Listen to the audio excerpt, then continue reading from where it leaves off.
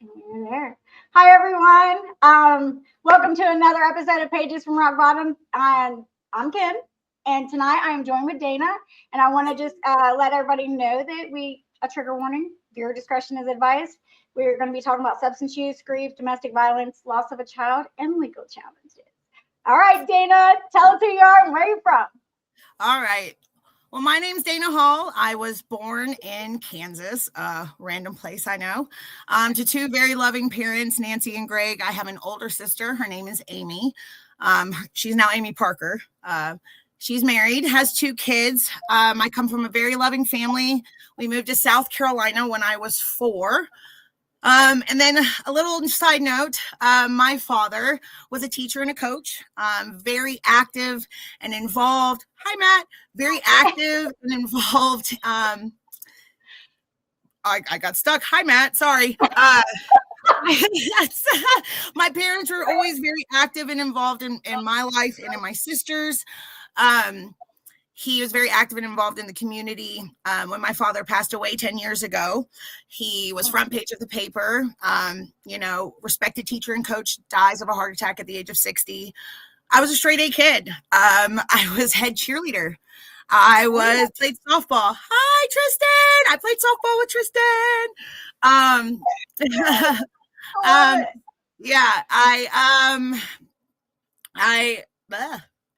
So I played softball. I was a varsity player. I went to a very large school, and I was a varsity cheerleader all 4 years of high school. I played varsity softball 4 years of high school. I graduated second in my class. I could have graduated in 10th grade. I didn't. But understanding that the pressure to be perfect in my life was great. It was definitely a thing where I wasn't expected to fail. I was the girl who got it all. And people begrudged me for that. It was definitely, they say it's lonely at the bottom. It's even lonelier at the top. In 8th grade, my entire class booed me because I won highest GPA over a Black girl. And in the Deep South, that's a big thing. And in a predominantly Black school, those things tend to happen. So I had to deal with a lot of bullying. My weight has always been an issue. Boys were never nice to me. It was, you have a pretty face, but. So I really focused on school. And so I was assigned walk-on at Mississippi State University, playing softball as a catcher. Okay. But in the midst of that, my grandma passed away. And I'd never had anybody in my life pass away before.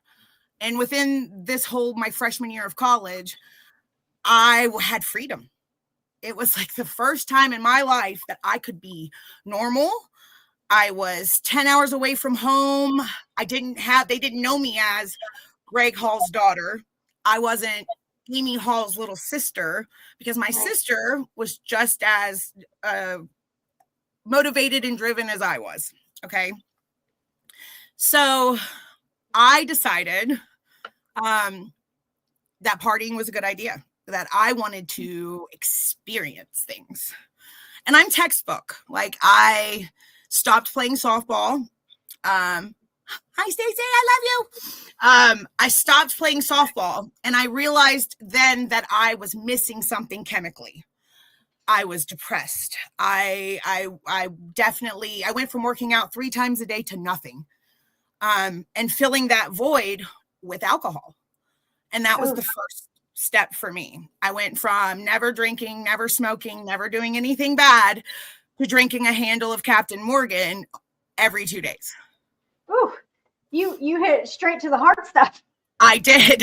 And then you went straight to the Captain Morgan. You skipped. I was like, you know what? If I'm going to do it, I'm going to do it. Right. Yeah. So, and then I ended up being that girl. Right. I followed my sister to Mississippi State, and I got to tell you, it's very embarrassing. You remember the days of like AOL Instant Messenger when like all the things pop up. I got home one day to my dorm room, and I had messages from my sister that were like, what did you do? Because she heard about this crazy girl from South Carolina. And upon description, she realized it's me. Was her sister? Oh, I was mortified. I didn't want my big sister knowing like all the bad things I was doing. because she was still on the straight and narrow. She was still doing the good things, right? Yeah. And then the group I was in started experimenting. So it went from marijuana, and we would smoke and we would drink and we played board games all night, which of course in college doesn't seem like it's a big deal, right? Yeah. But I need to make a side note that when my sister was 9 and I was 7, my dad asked my sister what she wanted for her birthday. And my sister told my dad, I want you to quit drinking. And my dad knew then that that's a problem. So from the time that I was 7 until the time that I was 18, I didn't watch him go to treatment. I didn't watch him do any of that stuff, but there was never any alcohol, and I never saw him drink in life. Now, as an adult, I realized he was white knuckling his way through everything. That being said, the push to be perfect from him meant that my discipline was very different from my sister's. Because we're two different people, right? Yeah, absolutely. My parents, when kids do things, it might remind you of what you did or something. And my dad was, and they're very isolated incidents. I want you to say, I want to preface that by saying, because my dad was an only child, my grandma had cancer, things were very hostile in his own life, like he was very torn between his family in South Carolina and his parents in Kansas. And so I understand it now as an adult. But he used to laugh and call it the headbutt incident. My room was dirty and he ripped everything off my walls, everything out of my closet, off my bed. And then he screamed in my face like this, like I was one of his football players. And every word he would enunciate, his forehead touched mine, where he said, don't you fucking cry. Excuse my language. Like in my face.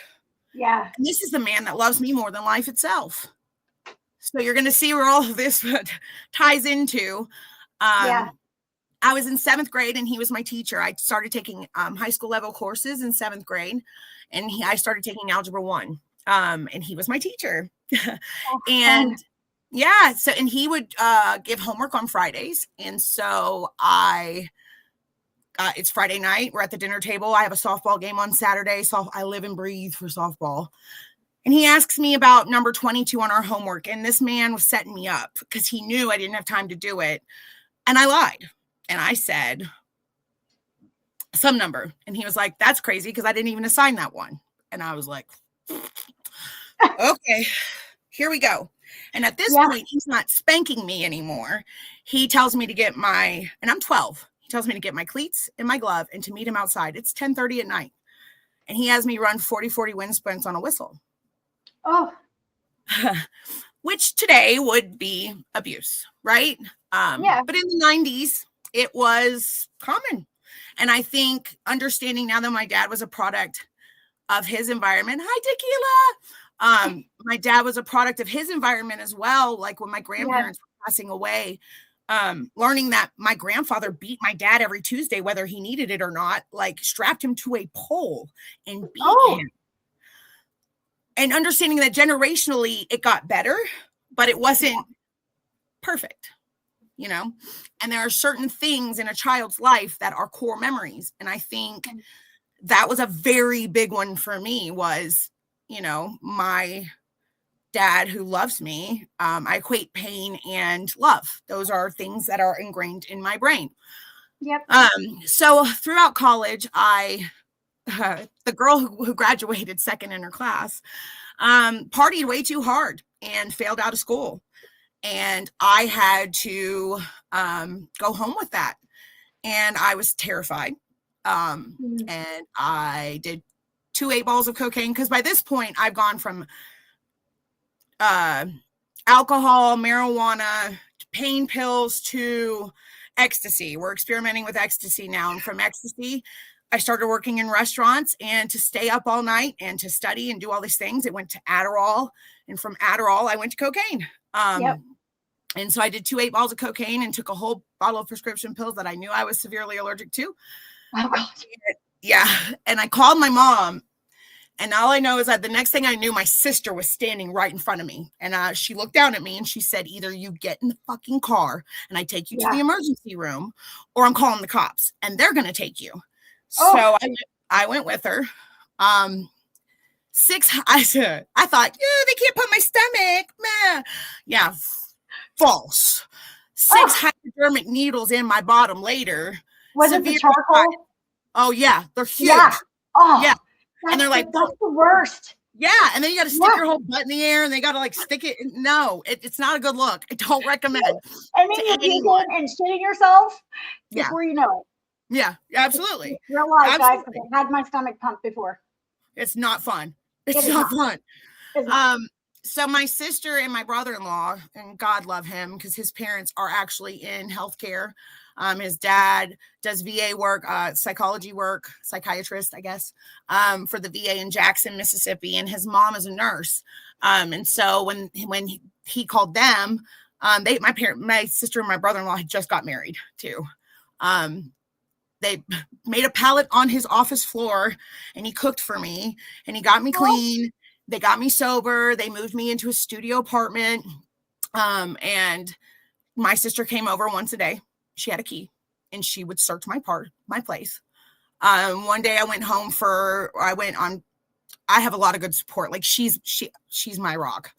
I went home to South Carolina from Mississippi, and she gutted my whole entire place, steam cleaned everything, removed all the baggies and the little straws and all the paraphernalia.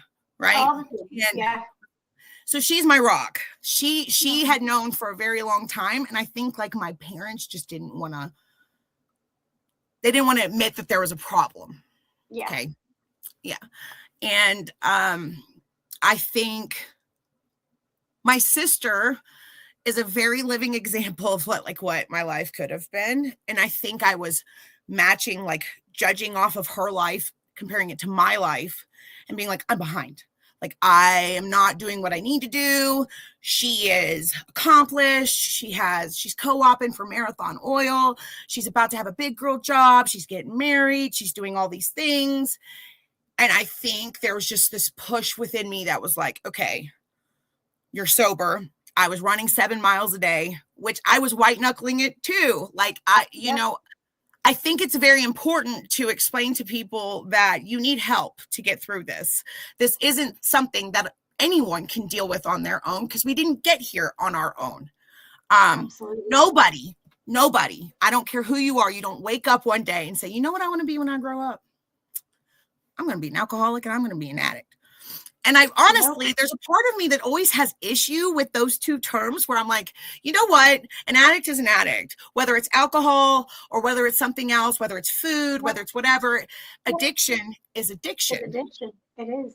And just because it's socially acceptable for you to go out and have 3 drinks at a time and not get behind the wheel, but you have a DD and everything's okay, that doesn't make it okay. It does not. A lot of people are definitely functioning alcoholics, which is definitely something that I was, because when I got sober, I realized, there's a chemical imbalance. Yeah. So that's when I went to a doctor and I got antidepressants and Klonopin. Oh God. Klonopin. Klonopin is the devil. Okay. Yes, it's the devil. And regardless of whether you want to take it appropriately or you don't want to take it appropriately or whatever, I wanted to. But every time I take it, I forget I took it and I take some more. Yeah, and then you're taking more. And it's a slippery slope. Yeah. And then I'm blacking out and I don't remember. And I'm texting people in the middle of the night and I don't even remember that. And then I'm embarrassed because, I did the same thing on Xanax as my best friend. I guess I cussed her plum the fuck. Yeah, right. And it's in your head. It's a dream. Like it's not even real. I didn't do that. He said, the fuck you didn't. Right. And I was the nastiest to my family members. Very nasty. So within this time period, when I got to the studio apartment and all the things, I literally worked really hard to get back in school. I had to pay a lot of money on my own. And I did. I started dating my son, Ian. He's 12. He's autistic. His dad is Ben Wilson, and we got married in 2012. We had been together for 8 years before that, though. So we'd been together for a very long time before we got married. And I'm going to be honest with you, like I bought marijuana from him.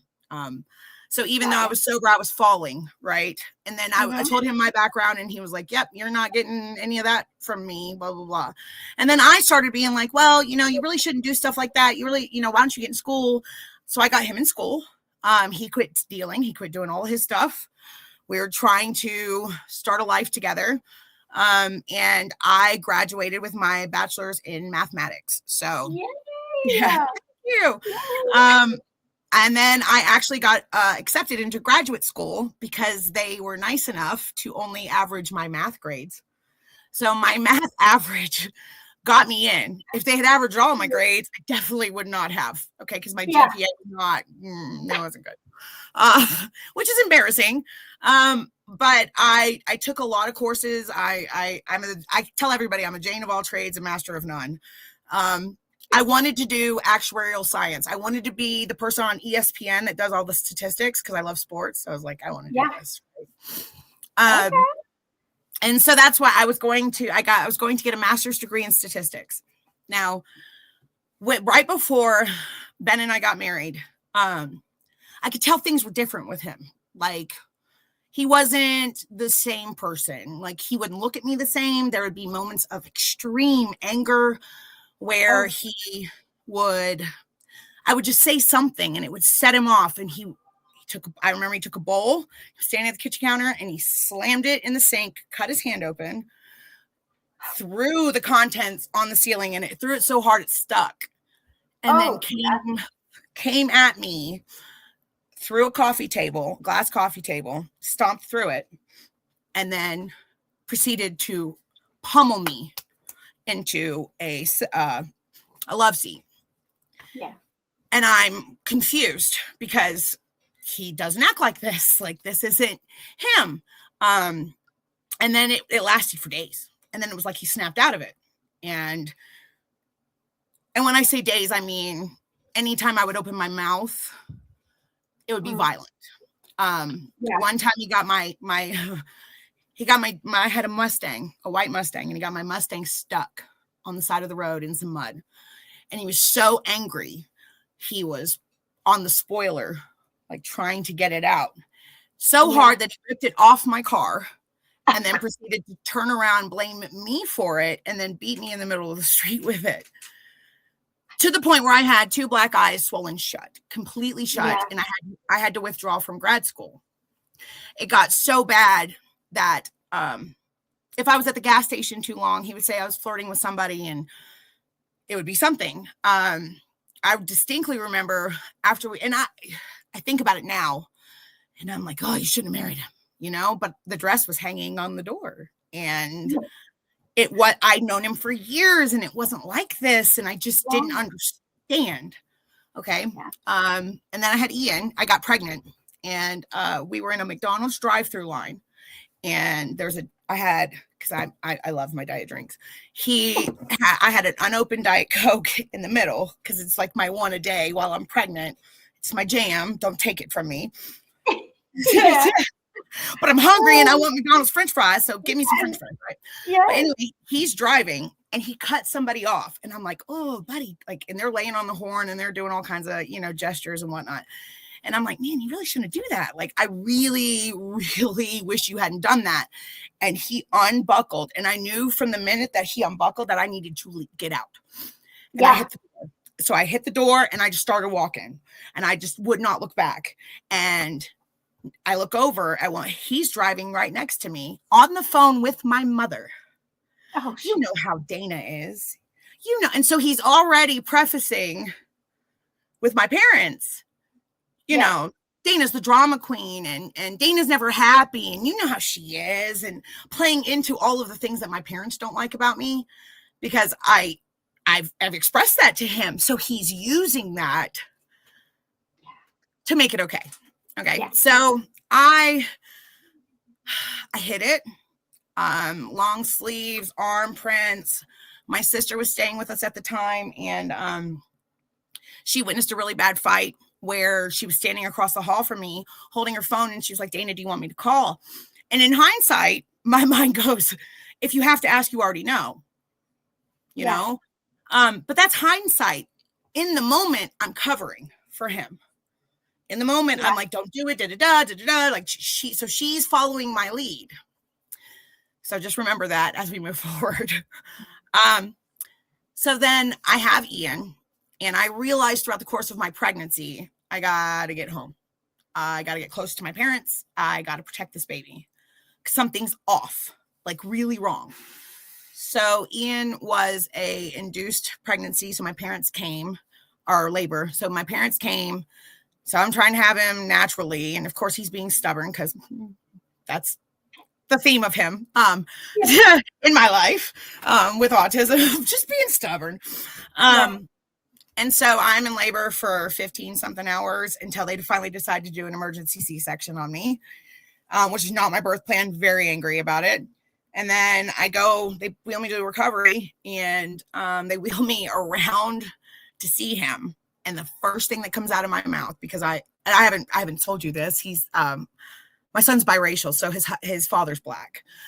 Right. I look at Ian, and the first thing out of my mouth is, he's not black enough. And everybody's looking at me crazy. Yeah. Because I know in my head that he's going to question that that's his kid. He's going to tell me that that's not his kid. And I know for a fact it is. Like, I'm already anticipating horrible things. So they get me into my room, and I tell everybody to leave but my dad. I said, everybody out. Because regardless of whether those incidents in my brain of the discipline and all the things, that's my rock.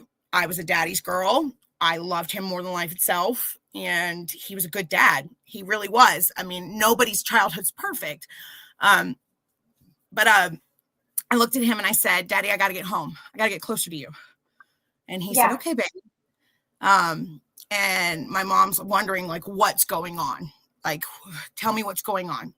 And I still won't say anything. My sister flies from DC in her big girl job, rents U-Hauls, takes my dogs. I have 2 dogs at this time too. Takes my dog.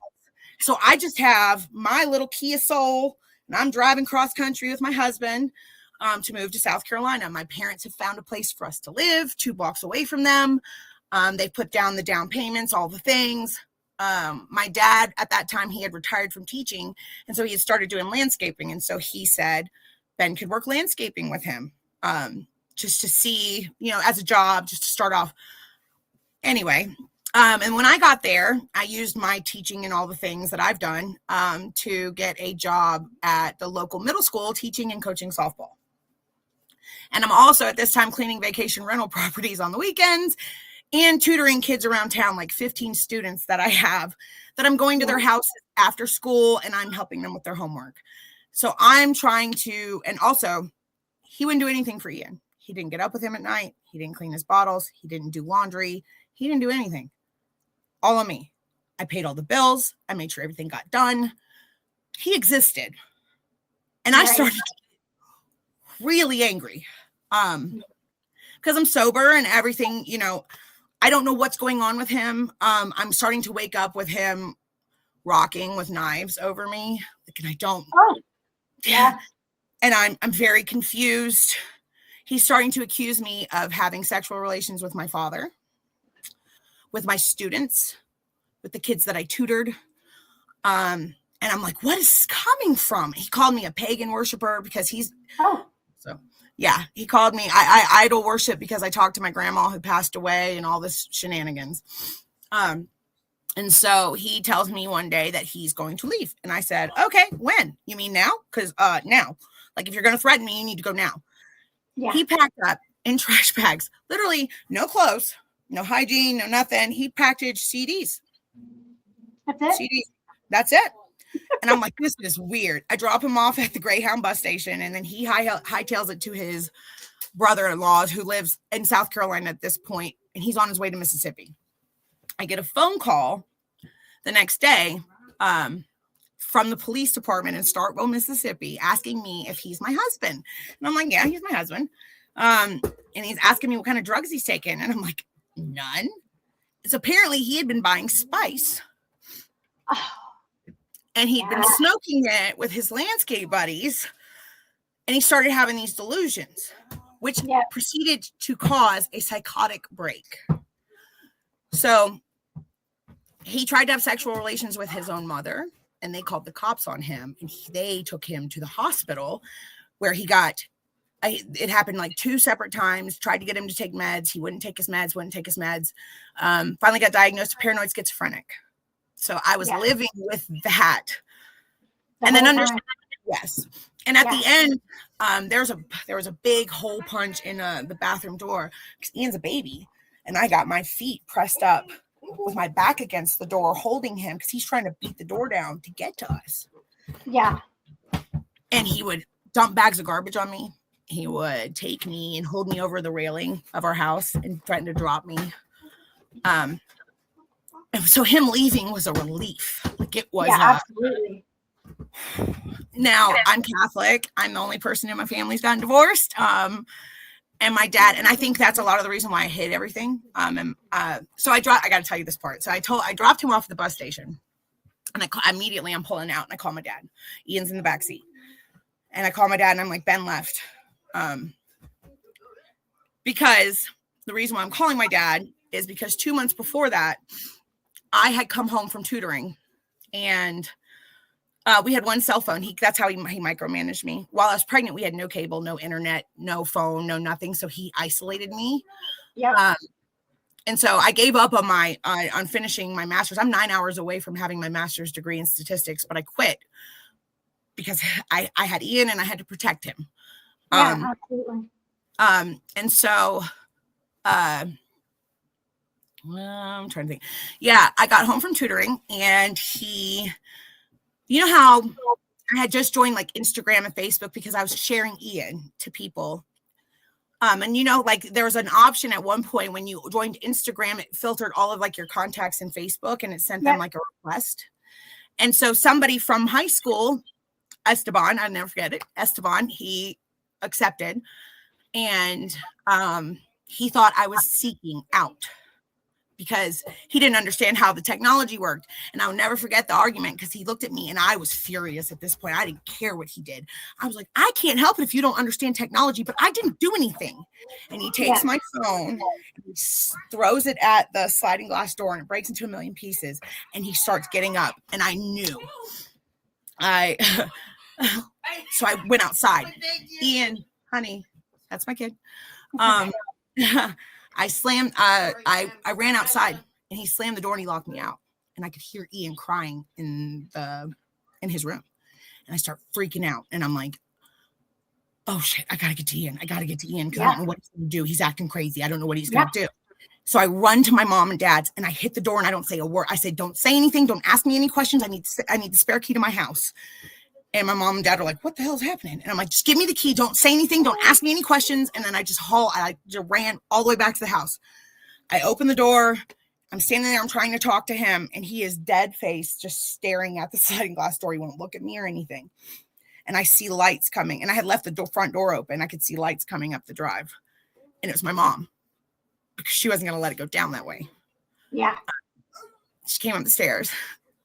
Sorry, and I'll never forget it. She was so angry. And she came inside, and she said, Ben, what's going on, buddy?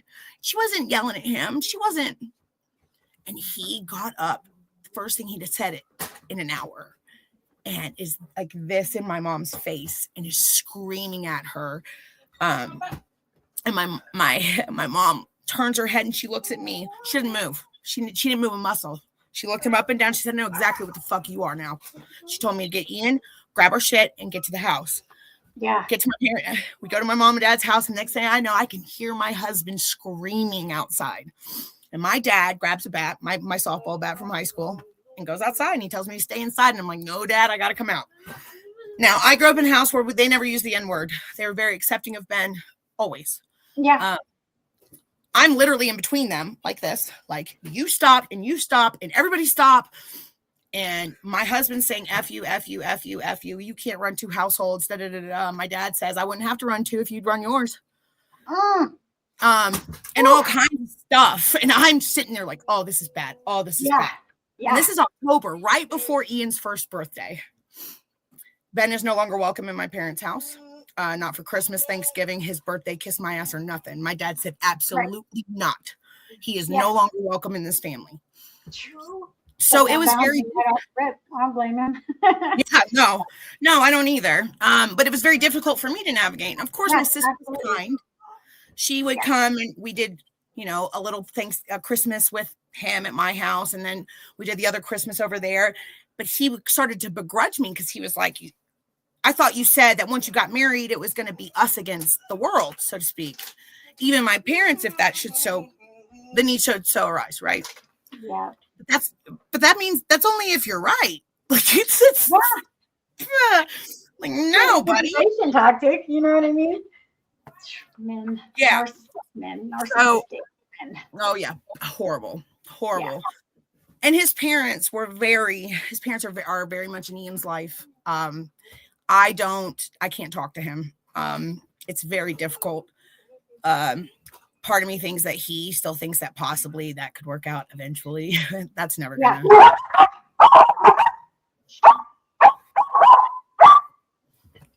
But that doesn't mean that I don't still have love for the person. Go ahead. Hey, it's okay. There was like a boom or something. I don't know if it was a truck. Oh, you're fine. Take your time. Are they good? But my little dog went, boomer. Shh. It's okay. No. It's okay, buddy. He's like, what is that? What was that, Mom? Yeah.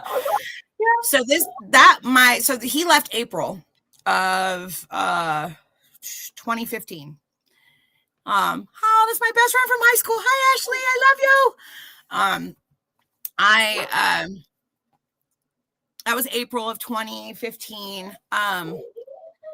And about 3 months later, I started to put myself out there again. Like I'm lonely, it's just me and Ian and I'm working and lonely and I'm home for the first time since I was 18 years old and I'm 29, turning 30 at this point. And I didn't know anybody to get stuff from and I was sober, but I started seeing this guy. His name's Travis. And I started seeing him, not knowing that he was already dating somebody else. He's a player. Yeah. He's just one of those. I didn't know that at the time. I got involved. And then in October of 2015, my father was at a dinner party. He went to the bathroom and he never came back. He had a massive heart attack and he was gone. The last thing I said to him was, I love you. But I have to tell you that from April until October was a lot of deep conversations between me and my father. Because when I left him at the Greyhound bus station. I went to my parents. My dad said, just come straight here. And they smoked cigarettes. My dad's drinking again by this point in life, which I didn't care because he's 60 and retired. Do what you do. I shouldn't have been. Hindsight's 2020, maybe had I been a little bit tougher on him, maybe he'd still be here. Maybe he didn't live so hard and do so many things to his heart. Hi, Tori. To his heart, then maybe I would be able to keep him around a whole lot longer. He stopped taking his blood pressure medication because, a degree in mathematics. I followed his footsteps, but a degree in math means he's an MD.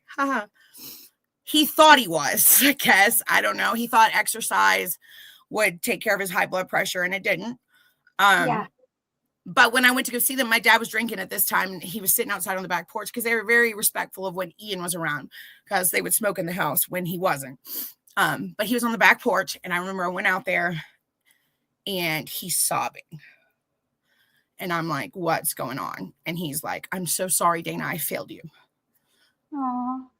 And I was like, no, you didn't. He was like, I taught you to be strong, but I didn't mean it like that. Like, I didn't mean that you had to endure that for love.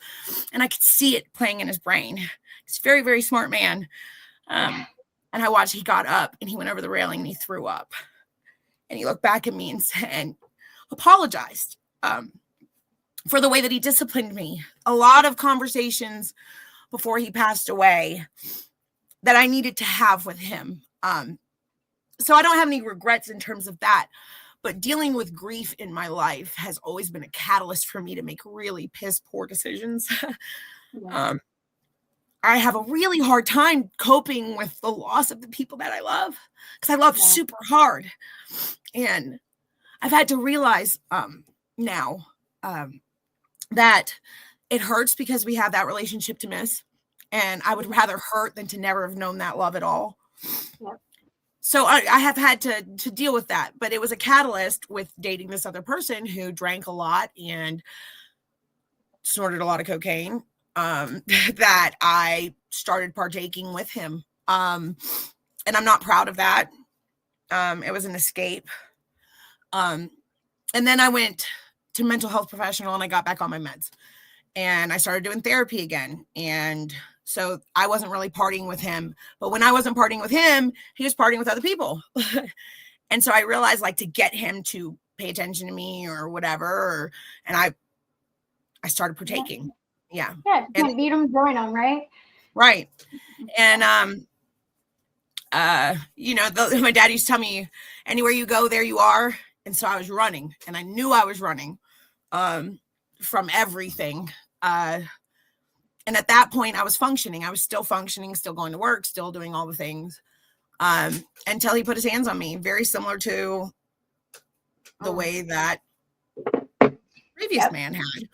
It's kind of like if you don't do the work to heal yourself, you have like a flashing light over your head that says, I'm damaged, pick me.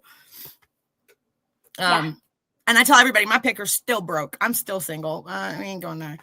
But it took me a while to realize to even learn what a healthy relationship looked like, and that love wasn't supposed to hurt. And like, girl, I thought shit was wrong with Matt at first. You know what I mean? Like, you're being nice to me. You're doing something. Yeah, why wrong. are you being so nice to me? Yeah, absolutely. Absolutely. Yeah. You know, and I was like, man, there's something wrong with this relationship. He's doing something wrong. Yes. Or why do you like me? Because I'm like, I'm not. You sure? Are you sure? No, but and then I decided within the confines of that relationship that I wasn't going to hide the abuse anymore. And then I became like a keyboard warrior on Facebook. Yeah. And what's crazy is that all these girls came out of the woodwork like, oh, there's my sister. Hi. I love you, Maddie Moo. Hi, there's my niece. Shut up, Amy. So, I forgot what I was saying. My two, just broken. So all these girls came out of the woodwork and they're like, he's my man. He's my man. He's my man. He's my man. And so, like, it just ended up being this never-ending cycle over the span of 5 years of this roller coaster of, he picked me, he's with this one. But within that, there's my mom. I got pregnant multiple times, actually. Yeah. And the first time I was going through my divorce, and so I had an abortion, which I'm not proud of.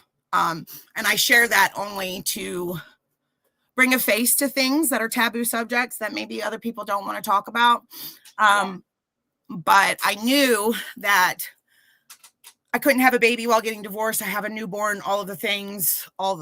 And it was like a week or two. I just took a pill. Everything was whatever.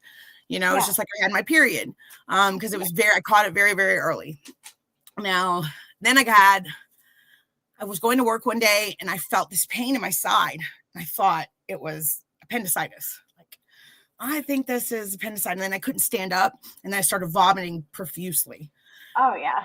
I found like, I got to the emergency room because I can't, like, something's wrong. They put me in a room and they give me all these tests. I pee in a cup. They come back and they're like, do you know you're pregnant? And I'm like, no. So then they're like, okay, well, we're going to put you in for an ultrasound. We're going to look and see what's going on in there. Cause I thought I'd started my period. And so they shove this thing like Obi-Wan Kenobi, like they're going to like, a big wand. It's the big old wand, right? Wah.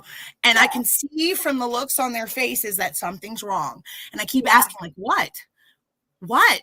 And they won't tell me. And they're like, we're going to have to wait for a specialist to come from Charleston, which is about 2.5 hours north. Yeah. And I'm like, there's not a doctor here who can help me. Like, I'm so confused.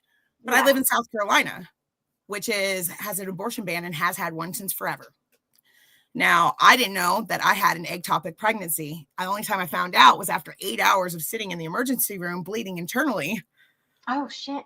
Yeah. So for a Black woman, a Black doctor to come down, she was the only one who was willing to touch me. And I had she looked at me and she said, now you can go home and hope this is a viable pregnancy and see how things work out. Or I can open you up. And I really think I should open you up. And if I open you up, it will no longer be viable. And I was like, look at Ian. He's 4. Like, open me up. Why are we even having this conversation? Yeah. And I called him and he didn't come. He didn't care. Yeah. And now so I only have half of my reproductive organs now. They had to like remove everything. It was very, very traumatic for me. And they told me I probably would never get pregnant again. And then I find out that another girl's pregnant by him. And he wants her to keep it, but me not to have, like, it was the craziest. Yeah. And so I think in my head, I was trying to win. Like I was trying to like a competition. Yeah, for sure. And he was, yeah. So Ian was 1 when he came into his life. And so he's the only father figure Ian had ever known. And he would use that against me. Like he would use Ian against me. Like, I know Ian misses me and all this stuff. And it's not that I didn't call the cops. Like I need to also explain that this is the beginning of some really horrible shit. I would call the cops. They would be people we went to high school with. They would look at me, blood dripping. One time he had a bat and he was swinging on me and I was down on the ground and I grabbed the end of the bat and he shoved it in my mouth and he chipped this tooth and I'm bleeding and I call the cops. And this is because I've broken up with him. I've not talked to him. He's kicked my door in to beat the ever living crap out of me because I couldn't have his baby right. Yeah, just a horrible piece of shit. Yeah, yeah. And he's Army. He's a vet, so he's using this PTSD bullshit. Like, okay, I'm from Beaufort, South Carolina, where Parasailing is. I've grown up around a lot of Marines, and you are doing a disservice to anybody who wears that uniform because that is not that. It doesn't cause you to drink and cheat on me, and then when you get found out, beat me up. Like that doesn't go together. That's it. Right. So it's this vicious cycle. And and at this point, like I'm telling my family, I'm telling everybody. And so they're looking at me like, why are you with this kid? Like, why don't you leave? Right. Not understanding that I am programmed. I'm addicted to the cycle of violence. I'm addicted to the pain and then the love bombing. I'm addicted to like all the parts of that. Chaos. For whatever reason. Yeah. You know, it's not that I had daddy issues. It was just that I wanted what my parents had. My parents were married for 38 years. My sister has this awesome guy. I wanted that. So I was trying to make all of these people fit into my life. Yeah. When really I realized like in recovery, like I'm enough. I'm enough for Ian. I'm enough in my family. I'm enough to exist. I don't need a man to define me. But in those moments, I couldn't stop because I thought my world would end if I just didn't have him in my life. And I don't, and you know, when you're removed from it, it makes no sense. Like, what do you mean you can't walk away? Like, I don't know. But yeah, it alienated me from my family. In about 2019, we have been having arguments. I had already signed Ian. No, I hadn't signed anyone over yet. Ian fell August of 2019. Fell really hard on his knee. And I took him to the emergency room. They told me that his knee was sprained, but it ended up his growth plate had been split in two and he had a fractured femur from his knee to his hip. Infection had set in. 2 weeks later, I take him back to the emergency room and they're like, you got to get him to MUSC, which is the Children's Hospital in Charleston. Yeah. I mean, you need to get him there now.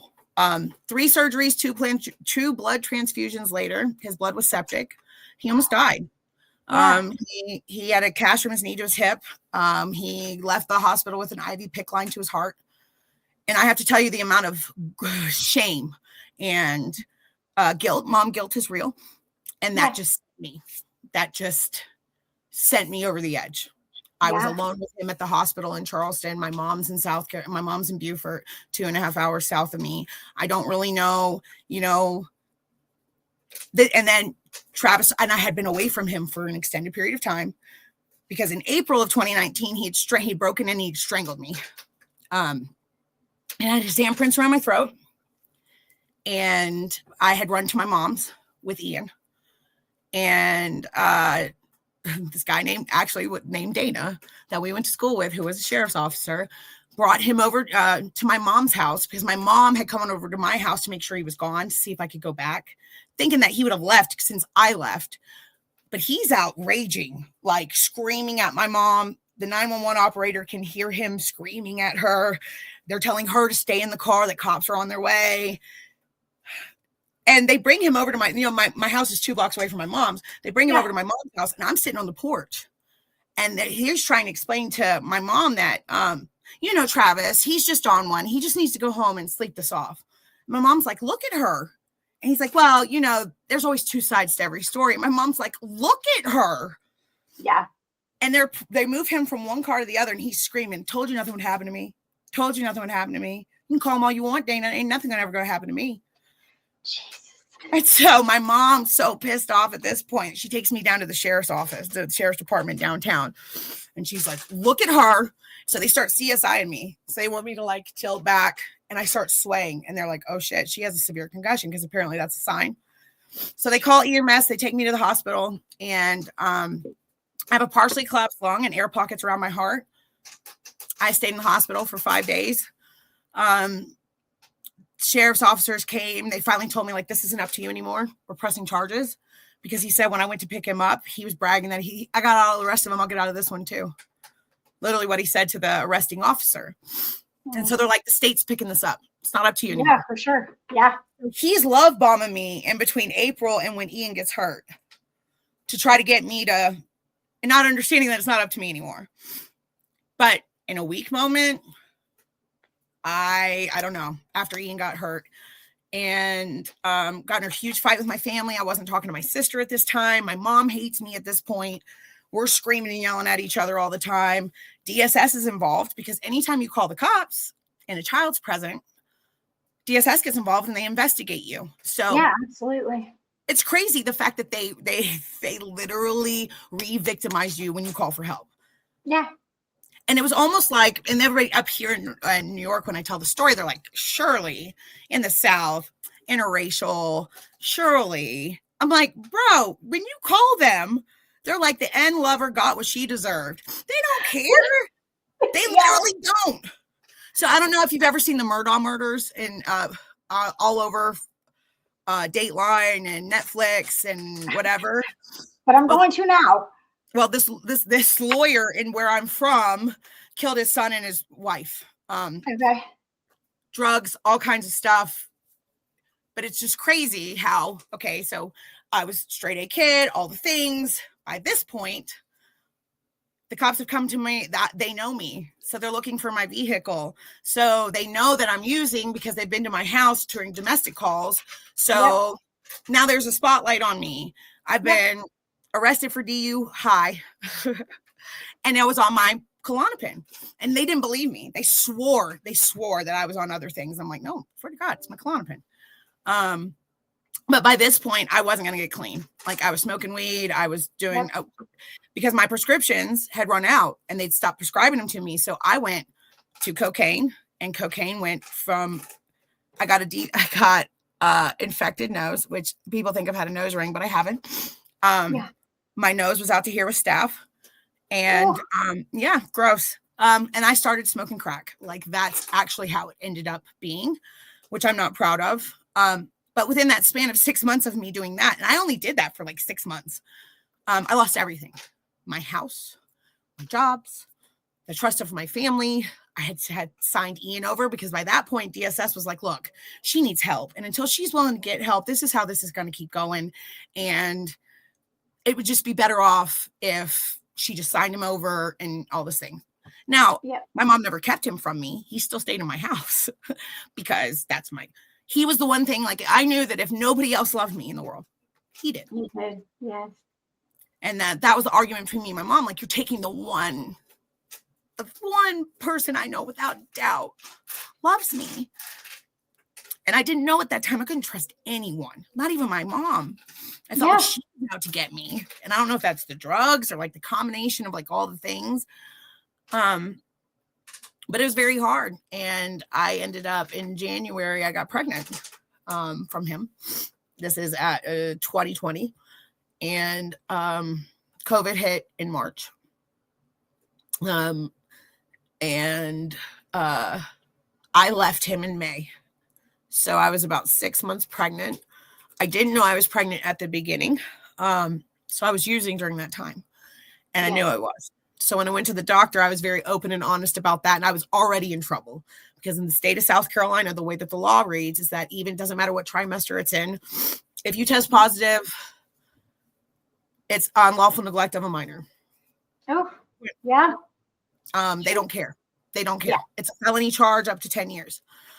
So when I had him, I immediately, DSS was already involved because I had walked out from him. I was being very honest about my situation, where I was, all the things. I told them after I had him, like, I will get help. I will go to treatment. And so he was born August 9th. And I struggled after, because they put you on medications, they gave you pain pills. Those run out. I'm dealing with him in my ear, Travis in my ear, telling me, I'm going to take you to court. I'm going to ruin your life. I'm going to tell everybody that you have this addiction problem. And he was holding that over my head. Like, oh, I'm going to tell everybody because you're Dana. They'll love to watch Dana Hall fall, was what he always used to tell me. And so he would use my reputation against me because he knew how much I cared what other people thought. Yep. Until I was going to drug and alcohol in Beaufort County. I had an appointment scheduled. So September 4th. September 3rd, he was fussy. I couldn't get him to rest. I smoked a joint at 9 p.m. And at 7 a.m. he woke up. I fed him a bottle and I burped him, singing to him, sitting up in my bed. And I had been up with him all night. So I was tired, very tired. Yeah. And so I just closed my eyes for a minute after humming to him because I thought he'd fallen asleep. About 10 minutes later, my mom opens the door and my eyes open and I look down and his face is blue. I haven't rolled over on him. Yeah. He's not smothered. There's nothing. He just looked like he was nestled in my arm. We called 911. They're trying to tell my mom how to do CPR on an infant. He's 26 days old at this time. Ian has woken up and he's behind me and I am panicked and I'm screaming that, oh my God, did I kill my kid? Because that's, as a mother, I think that is your first knee-jerk reaction is like, oh my God, I fell asleep. Like, was I laying on him? Like, did I do something? And my mom's telling me adamantly, like, no, Dana, no, you weren't. Everything's fine. And I had an appointment because we were trying to get ready for me to go and get evaluated, to get treatment, to get help. And then the cops came. The cops had actually been on to me before. I had never gotten in trouble for like possession or anything like that. I never gotten caught up with that, but they had noticed my vehicle. So they would randomly stop me. Yeah. And they would ask questions and definitely pull me out in so people would see that I was getting pulled over. You know how narcotics agents work. Yeah. They're trying to get me to flip and trying to get me in trouble. So I will do their job for them. And I know how things work where I'm from. People die from that. And I'm not going to do that. And so they have been pressuring me. And this one cop had come to my mom's house because I was honest about my situation. And so I already had the charge where they had to come pick me up for when I was pregnant. So they like, my child was born, no signs of withdrawal, 3 days in the hospital, same normal birthing situation. And he already had his first checkup. He was healthy, all the things. And when they came to arrest me, the cop's like, well, you get clean, you get sober. This will go away. This has happened before. You're not the first, all this stuff. They let me out this is September 1st. They let me out on the 2nd. I relapsed on the 3rd, which you can understand why. Yeah, absolutely. And my son passed away from SIDS. After that, we had the funeral on September 11th. I remember that was a Friday. And I remember my sister, I hadn't seen her because of COVID. And she, like, not 12 hours later, she standing in front of me. And I looked at her. We were at a park. And Ian was swinging on the swings with her daughter, my Maddie. And I was looking at him over her shoulder. And I just looked at her and I said, Amy, you got to get me help. I'm not going to make it through this. You're going to bury me next. And she said, I've been waiting for you to say that. Like, I have been desperately waiting for you to say that. She turns to Joel, my brother-in-law, and she says she wants to get help. And he said, okay, I'm calling my dad because he has experience in this. And so he said, where do you want to go, Dana? I said, nowhere in the South and nowhere anybody can pick me up. He's like, what do you mean? Like, I know that if you do anywhere here, somebody's going to come pick me up. I'm going to call them. They're going to come get me. And I'm looking at Ian and I know he's autistic. I know he's not verbal. He's sitting spinning in chairs saying, I like cheese over and over and over again. Yeah. My kid who reached all these milestones is now supposed to be, I don't know if it's like what happened with him falling and his surgeries or that trauma or watching me go through everything that I went through, watching your mom get strangled and 3 concussions in 2 months and 14 staples in my head and all of these. It wasn't like these just one time. I'm talking like several times in a month, in years of this. So I'm not sure if that's what happened. But I knew that if I wanted to be his mom again and be productive for him, I had to get help. And so they printed off 10 states worth of treatment facilities, focusing on the North. And because my brother-in-law's dad said the longest duration, it will be best for her for long-term sobriety. Aftercare is very important. Drilling all of these things into my head. And then they sat there, and I'm talking, each one had a stack like this and with highlighters, and they would highlight within each treatment facility what pertained to me. And then they would show me which ones they thought, and then they would Google Maps it to show me what it looked like on the outside and be like, would you be comfortable going here? And I'm like, meh. And it was between 2 places, one place in Michigan and then Portsmouth, Ohio, Franklin Furnace to be exact. And I think it was either Saturday or Sunday. My phone rang and it was Tequila. And shout out Tequila. I know.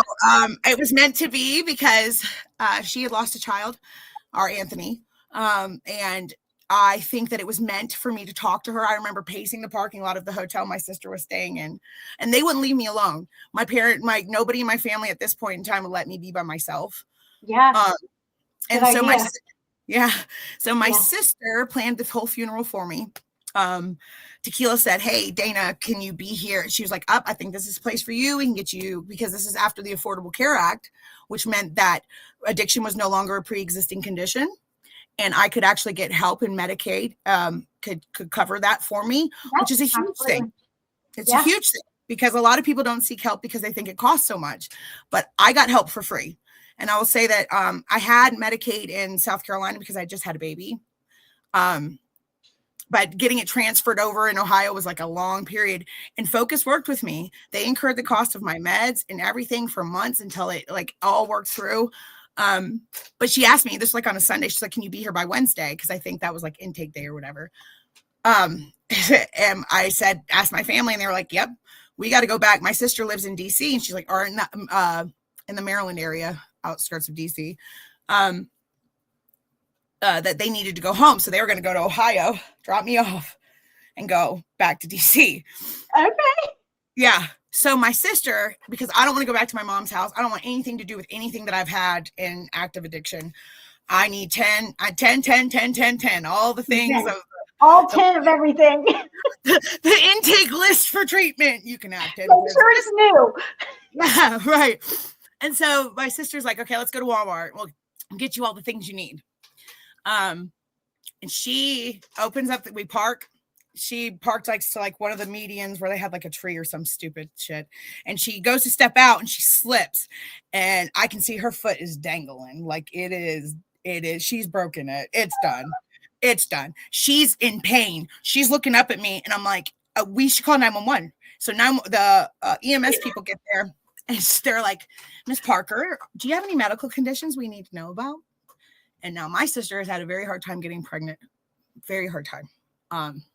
She looks up at me, tears streaming, and she goes, I'm so sorry, Dana, but I'm pregnant. And I'm like, you just planned my son's funeral? Holy shit. Like, you're pregnant? Like, this is amazing. Like, I think she thought that I was going to be like upset or begrudge her or something like that. But yeah. Abigail Gray is my rainbow baby. Yeah, I went to treatment with Maddie dropping me off. She did look at me. She goes, you're not getting out of this. We're still leaving. And I was like, okay, lady. With a broken ankle. She's all bandaged up. We stayed I think we stayed somewhere in West Virginia at a hotel, like right outside. I don't know. Yeah. And then they drove me to Franklin Furnace. And it was actually at outpatient. And so they dropped me off. They literally dropped me, and my sister's crying. And we're telling Maddie that I got to go to school to learn how to be happy again, because it's hard to explain that to a little baby, you know? Yeah. But I went in, I met Alex Burton and Angela and Danita and all the people. And then when I was lucky enough, I mean, it was cold turkey, right? No match treatment for me. I could have burned that cup down in my intake with Courtney. It was bad. I know you didn't want to sit me. I love you, sister.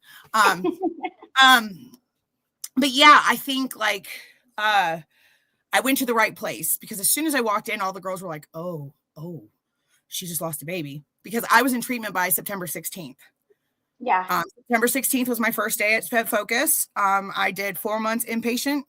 I did 8 months at a sober living facility. So I did all of the things, like all treatment is intensive therapy. And it was very important for me to accept personal responsibility for the part that I've played in all of this, because it's really easy to sit here and play victim and say, like, he did this to me and life hasn't been fair and my son died, and but I got one to live for. I remember telling my sister, if you don't give me help, you're going to be explaining to Ian why 26 days meant more than the 7 years I had already spent with him. And that I knew that I couldn't navigate the first year of his passing by myself and without drugs and alcohol. Like, I knew I was where I was going to go. I couldn't see the forest through the trees. So I did all of the first of mourning, and we did Celebrate Recovery, where we went in Kentucky, and I will never forget the pastor. It was Thanksgiving, and it's the first holiday I had never spent around my family. And he said that, I feel like God is telling me to speak to somebody who's very far away from home, and he wants me to tell you exactly where you're supposed to be. And I just sobbed. And there's all these little babies in the crowd, and I am sobbing. And I remember Jackie, I'm just went to Jackie, like, Jackie, I can't stay here. Like, I'm just falling apart. Da, da, da. And so everybody left for me. Because looking at all the little babies, like, so it was like that for a very long time. But knowing that my sister was pregnant, they worked with me, and they allowed me to go to DC and do her nursery. They drove me to the airport and all the way. Oh, where is it? Starts with a C. Not Cincinnati. It's the other one. I can't think of the name of the city. Where's the airports in Ohio? Columbus. Yeah, that one. I was like, I live in Ohio, and I'm like, where is she talking? I mean, it's an airport. It starts with a C. Anyway, yeah. So they even arranged me drop off, pick up. They let me go twice. And because I couldn't have visits, like weekend visits, because my family was all so far away. That my mom drove 10 hours to Ohio for me to spend Ian's birthday with him. Yeah. And they let me have my family got an Airbnb in Ashland. They let me go stay with them for that week as long as I didn't miss my outpatient stuff. So they really worked with me and because I was self-referred, I think that they definitely worked with me in ways that they may not work with other people who are referred from court. Yeah. But while I was there, I got in a car accident and found out I had that, they take everybody's license. They're like, you have a warrant for your arrest. And I was like, I do. Yes. And that's so, the worst when you're in treatment and you're doing the right things and they're like, hey, you got warrants for your arrest. I was like, man. So they had gotten the toxicology reports for my son back, and they were trying to say, even though nothing was nefarious, the cop is friends with my ex, and my ex swore that I killed him. So the warrant was for unlawful neglect of a minor again. So 2 charges, one on the 1st of September and one for the 4th of September, saying that me smoking at 9 p.m. the night before caused him to pass away at 7:30 in the morning. So I flew home to turn myself in, at which time I found out I was on the NCIC list. So when I landed in Charleston, they were swarming me. I turned myself in. My bail bondsman knew that because I knew her from school. She knew my ex and she knew the story and she knew all the things. And she's like, you can't stay here. You'll die. So I wore an ankle monitor for 2 years. Within this time, I moved to New York. And I moved to this small town. Shout out Long Lake. Very, very small town of about 600 people. Yeah, there you go. Yeah, we have no stoplights. We don't have a grocery store. But the people here are amazing. And I don't know, something spoke to me in the middle of the night, and I messaged a friend who happened to be here working, who had asked me like 5 years before this if I wanted to come in, because he knew what I was dealing with, and he wanted me to give me a chance to start over. And so I don't know, at 2:30 in the morning, trying to figure out what to do. My sister's like, you cannot go back to South Carolina. If you go back to South Carolina, I am not telling your nieces that you died because your boyfriend killed you. Like literally what she told me. She said, and if you relapse, you will not be a part of our lives. It's a very hard line. I knew exactly there's boundaries and they're healthy for a reason. Yeah, for sure. And she told me if I did this, I would have her full support. And so I packed a bag. She drove to Ohio, picked me up. I had 3 duffel bags. She bought my train ticket. I hopped on Union Station on a train and I came to upstate New York, stopped in New York City, where I'd never been before in my life, at Penn Station or Moynihan. And I was like, am I doing this? Am I doing this? Yeah. Oh, I don't know about this. But then I was thinking, like, this is like college. Like, take a chance on yourself, throw a dart, start over. Like, let's just clean slate. I got here, not 24 hours later, I walked into the place that I still work today. And I met their grandson, and their grandson has the birthday of Ian, but is the age that my son would have been that passed away. And I literally was like, okay, God, like, that's heavy. And this little boy, the relationship that I've been able to bond with him fills a lot of holes, with Abigail, with my niece, like it helps heal a part of me because I realized his death saved my life. I never would have gotten help had he not passed away. I know from the minute that he was born, God knew the minute he was, or the universe, whatever you believe in, was going to take him from me. I knew all of those things. So it just became more understanding. Like I understood to live my life with gratitude and to think about the things that I have and not the things that I don't have, to focus on my relationship with Ian. And I got social services involved here in the upstate New York when I reunified with him.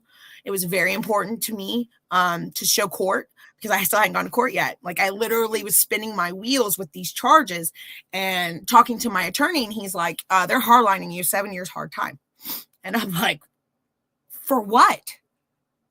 For relapsing? Like unlawful neglect of a minor. And I'm like, wait a minute. Like I left him, I got sober, I had him, things should have been like, I don't understand. And then I get an email from my ex's neighbor, who I don't know. And she said, I need to tell you that I work in the tax assessor's office for the county, and that the cop came in who arrested you and said he hasn't been really good with your ex now that he's had you arrested. And I was like, why would he? Okay, I don't understand. And then I'm thinking back in my head, this same cop was trying to get me to roll. So I'm understanding now the relationship between him and Travis, and I am understanding now that there's a nefarious situation with this. Like, I am not this horrible person they have made me out to be. My you know, they judge you based off of a couple of years of your life and not the entirety of the situation. And once you're branded a certain way, it doesn't matter what you say. Nope. If your drug screen reads a certain way, they automatically pigeonhole you as a horrible person. Yes. When we all know damn well that all of us know an alcoholic, all of us know somebody that's struggling, all of us, even it doesn't discriminate. Trauma. I was raped in college. All of these things that happened to me paved this path for me of me making some really bullshit decisions when it comes to my life. Piss poor decisions, really bad decisions. And they don't want to look at those parts of your life. They don't want to examine those parts of your life. They don't want to ask those questions. They just want to stigmatize you. And then that's just the type of person that you are. Right. Well, in this town, I have an ankle monitor on when I move here. You know, and I have to live in my truth, and I serve, I wait tables. So everybody's asking questions and everybody wants to know. And so I tell them the truth. I'm in recovery. I have this much, these many years clean. I've relapsed. Relapse has been part of my story, but it's always been a detour for me, not the path. I don't take it as an exit. I take it as a bump in the road, look myself in the mirror, put my big girl panties on, and be for real. What led to this? Play the tape out. I use all of the tools in my toolbox all the time. I try to put myself in the other person's shoes. I try to live in those situations. Like, if this happens, what will I do? Worst case scenarios. I do that all the time. It's important because I don't know how I'm going to act in a situation if this was to happen. Like, I'll literally put myself there. You know what I mean? So, if people, you know. But well, then I tell everybody all the time, like, there gets to be a point when using it, it's not fun anymore.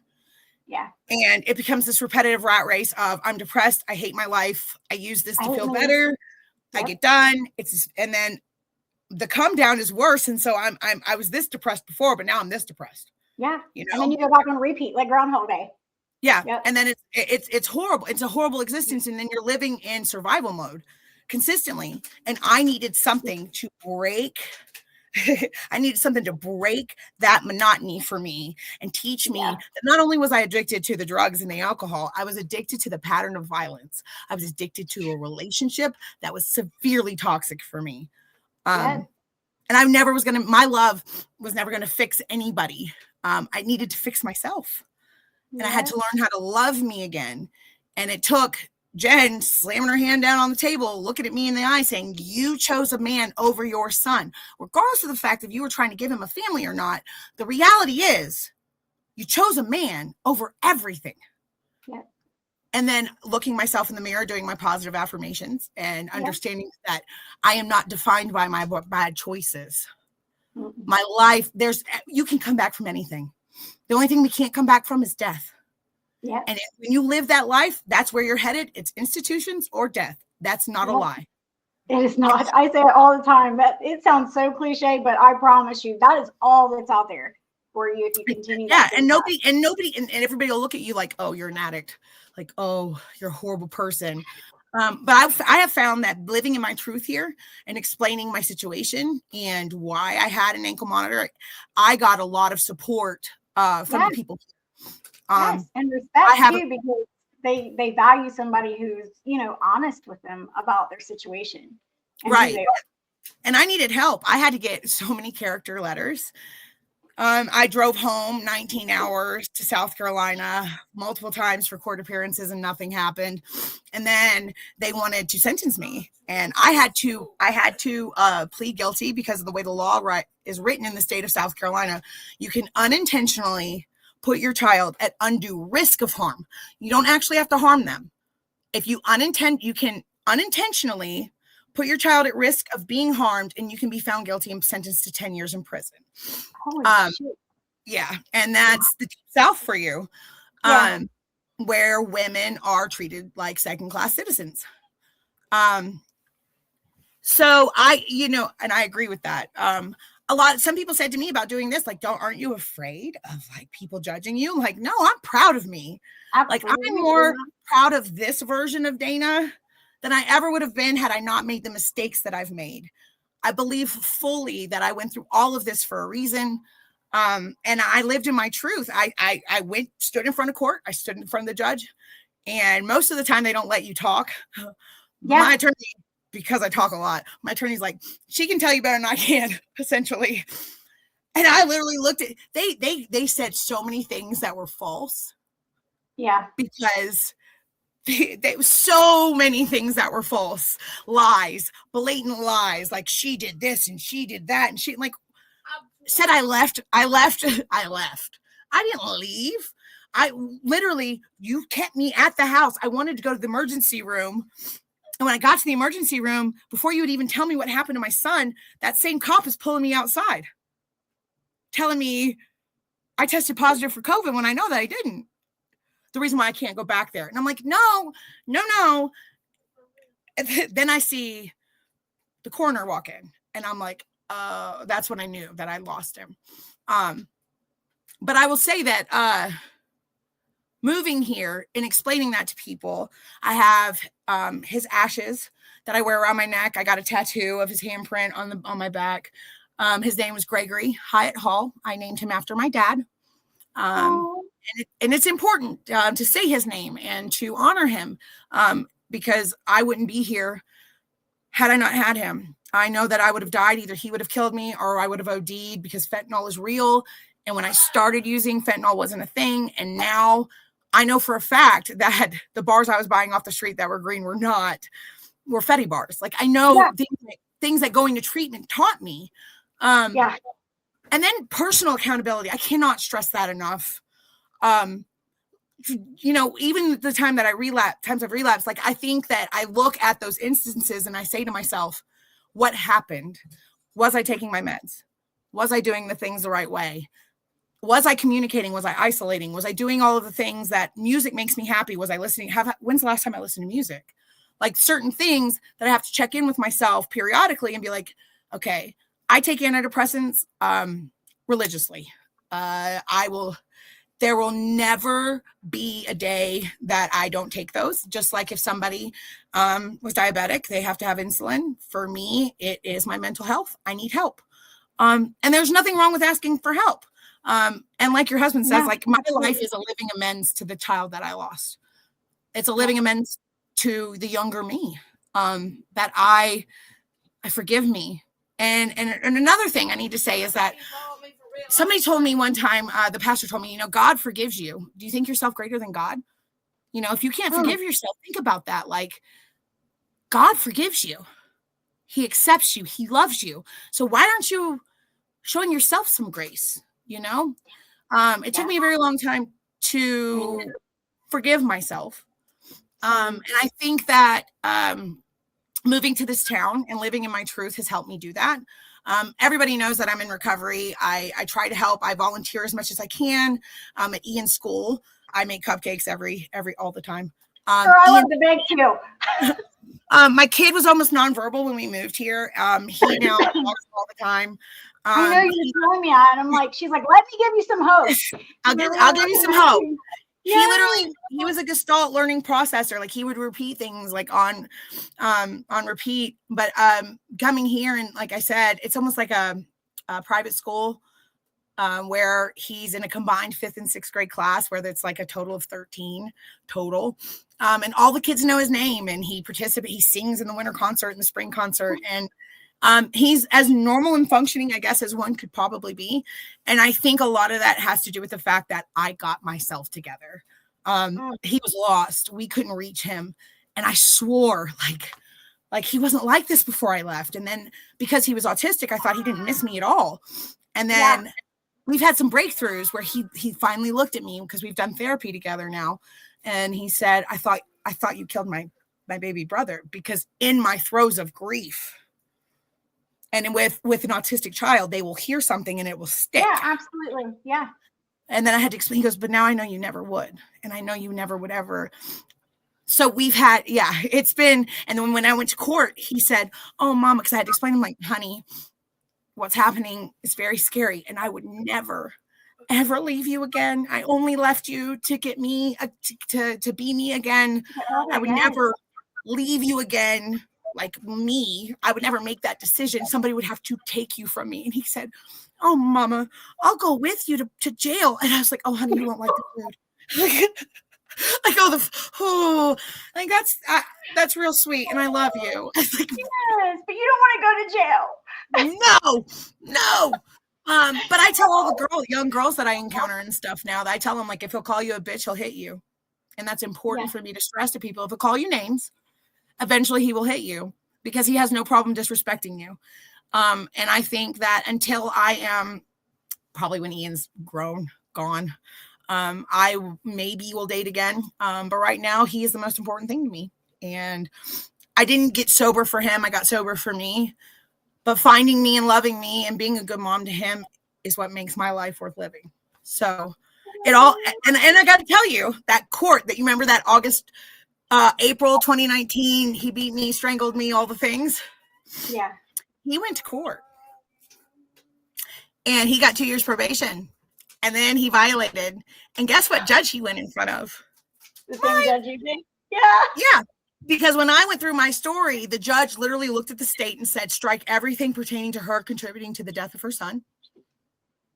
I really would like to see if this man's still employed with Beaufort County Sheriff's Department, and he no longer is. And that the state had better be glad that I was still standing, because nobody would go through what I went through trying to get clean and sober while you're steadily blaming me for the death of my son, maintaining my sobriety for years. I wore an ankle monitor for over 2 years waiting for my court date. And I've lived that.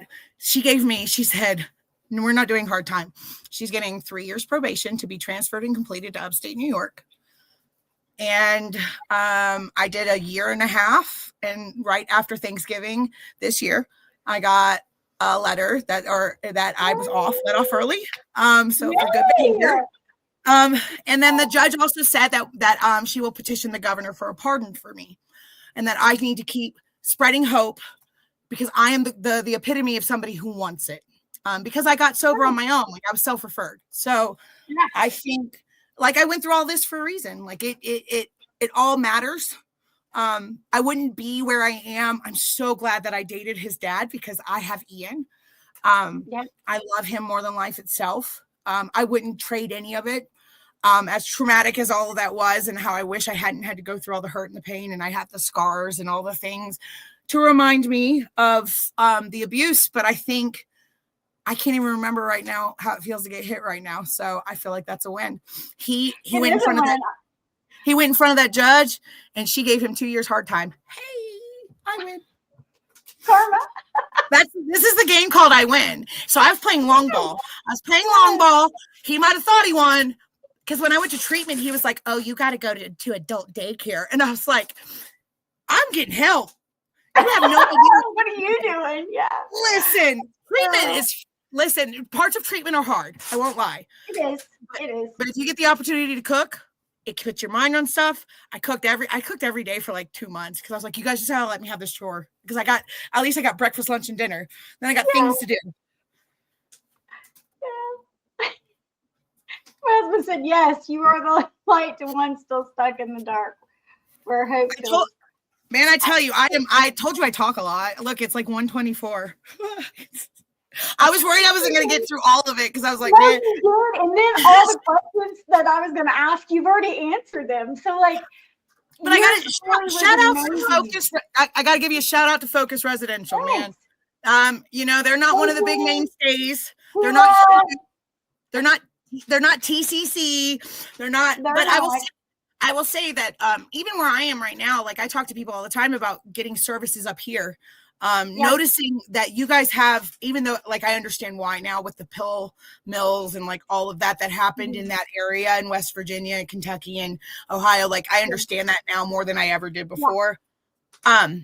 Because big pharma is to blame for a lot of us. My biggest drug dealer was my doctor, always.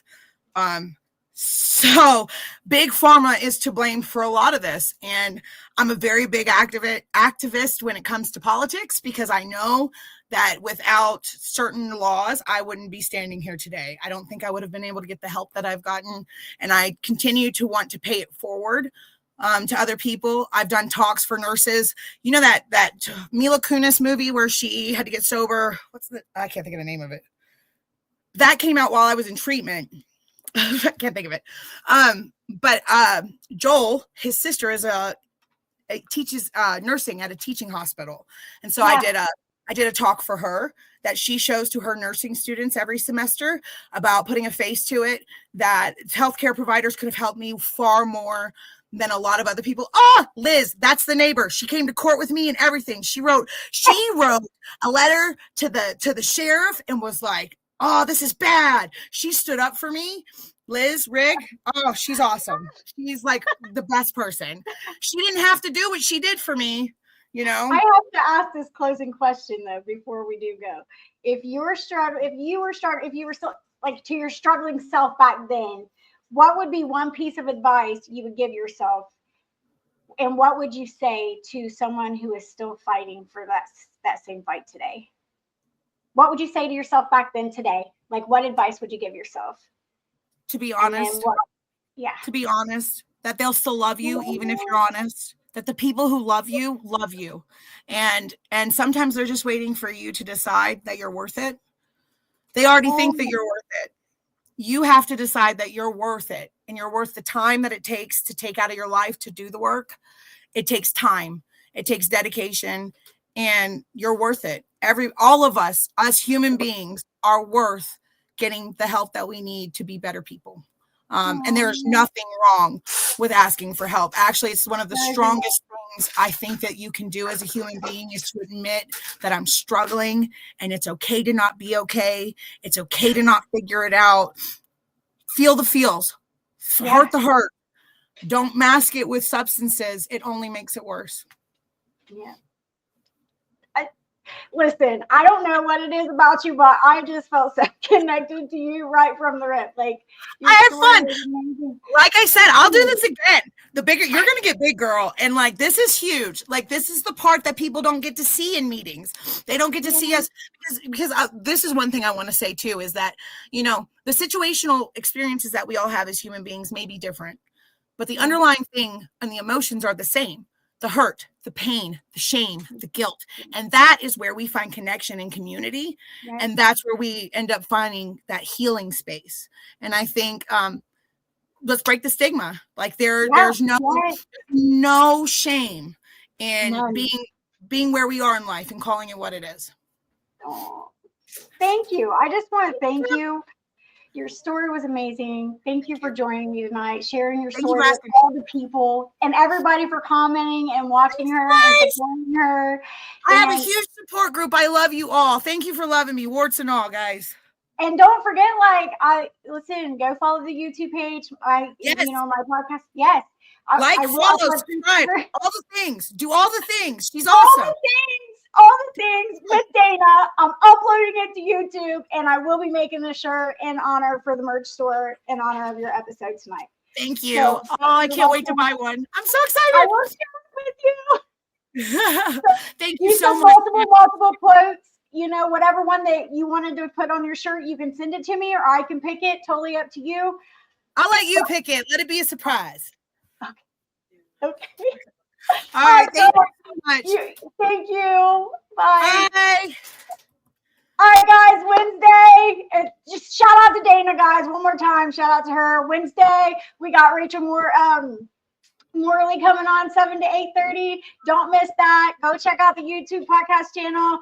Go like and follow the pages from Rock Bottom. I got so many pages. And March United if you want to, because that's my page too. Yeah.